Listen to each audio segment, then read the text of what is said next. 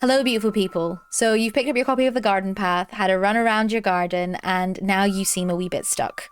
Well, lucky for you, I was fortunate enough to play the game a little bit early, so I thought I would share some tips and answer some questions that have popped up in the community lately. If you haven't watched it already, I have made a video discussing my thoughts on the game, so before you start this one, pause, go watch that, and then come back.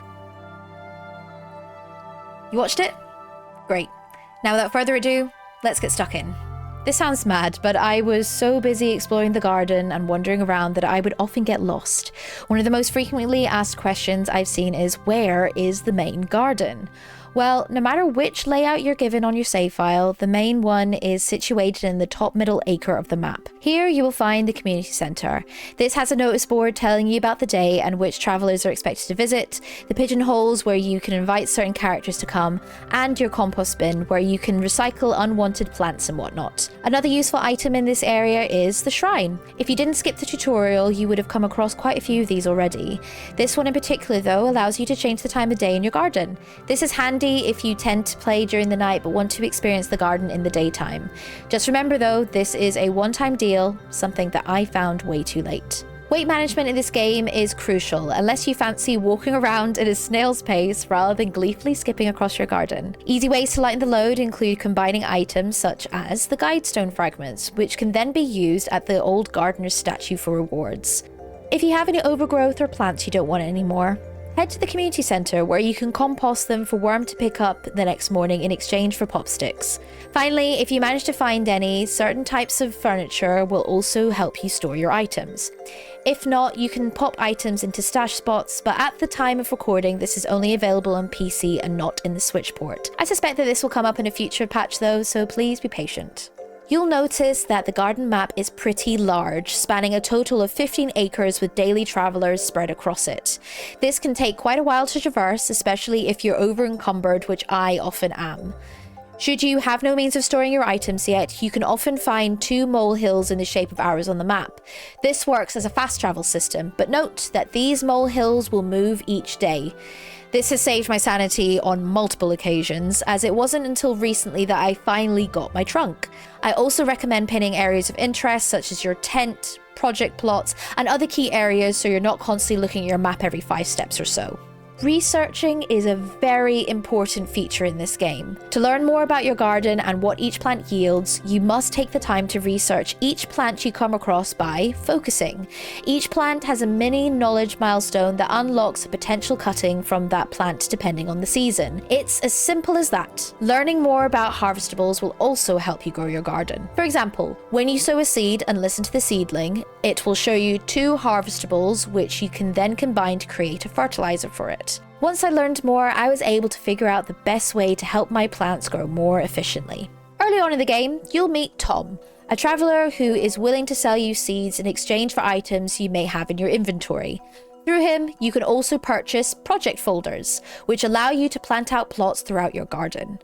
These are really helpful if you want to have a more mindful approach to planning. To mark out your plot, you'll be rewarded with pop sticks through completing quests or composting. Each pop stick belongs to a different type of plant you can put in your garden.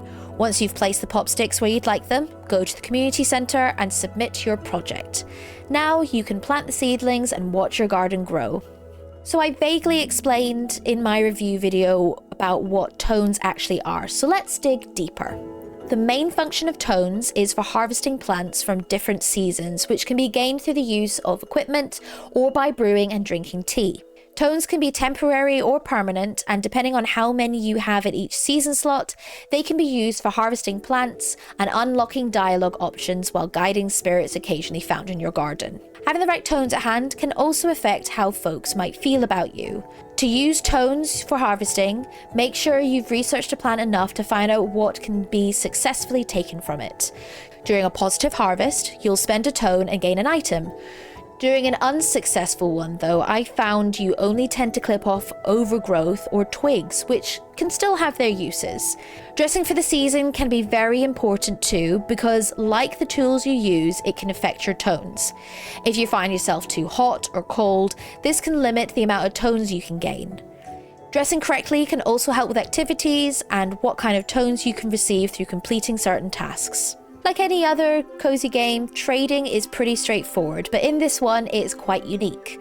Instead of using money, you use items of different types, such as vintage, natural, handy, and more to purchase things. Prices can also change if you want to buy multiples of something, discouraging you from farming your items. However, be aware that certain items are harder to find than others. I recommend that if you are going to buy multiples, take note of the items the character is asking for. For example, critters are quite rare, and I found that shiny items have only been available through trading or certain tasks. So play around with the value until you find something you can actually afford. Just don't be greedy. It's time to reach for the stars. Constellations are the game's own tracker and achievement system. Not only are they beautiful, but they represent moments of your time in the garden and help guide you on what you might need to do next. Once you've unlocked a series of constellations, you can connect them, which will unlock tasks, complete some, and also give you certain benefits. Such benefits can include altering time in the garden or even seasons. The first one you should unlock, though, is the route, as this will allow you to interact with the stones next to the gardener statue and gain some sweet rewards. Getting residents is no easy feat.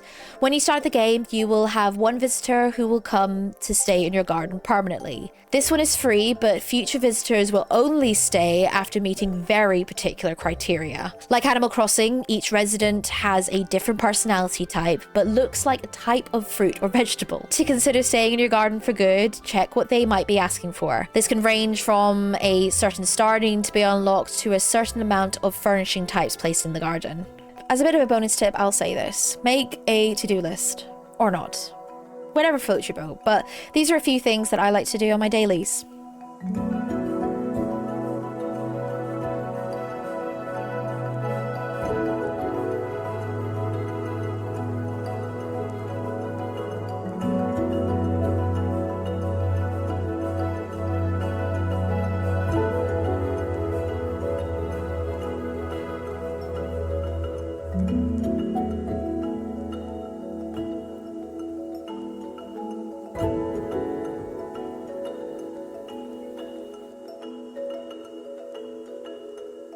A small disclaimer. As the game was created by a solo developer, patches are currently being rolled out quite frequently, so please be patient.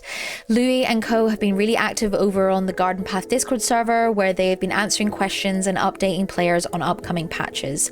So if you would like to be kept up to date, I have included a link to the Discord in the description box below. I really hope that these tips have helped you in your playthrough. If you enjoyed the video and you found it useful, why not give us a little like and subscribe? Also, let us know in the comments below about your thoughts on the game so far. And in the meantime, thank you so much for watching and have a good one. Bye. Bye.